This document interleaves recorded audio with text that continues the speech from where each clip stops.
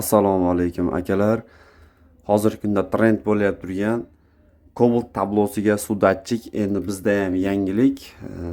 Zash IPS orqali mashinalarning o'zini pasportiga kerak funksiyalarni yoqib programmalarni qilib beramiz. Undan tashqari airbaglar yonib qoladi.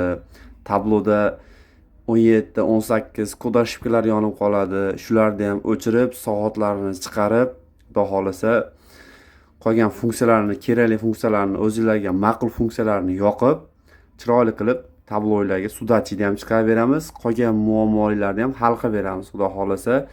Boshqa programmada yozilmaydi. Imminni shu mashinani o'zini pasportiga programma tayyorlab turib yozib beramiz. Mana bu mashinamizga ham sudatchik chiqarish kerak.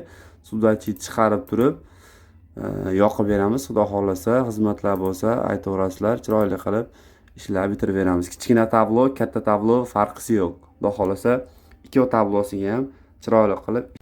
Akalar, mana videomiz davomi. Mana Cobalt mashinamizga 88 gradus bo'ldi. Programmalarni yozib bo'ldik. Mana diagnostikada ko'rganimizda ham 88 ko'rsatyapti. Yana 89 bo'ldi.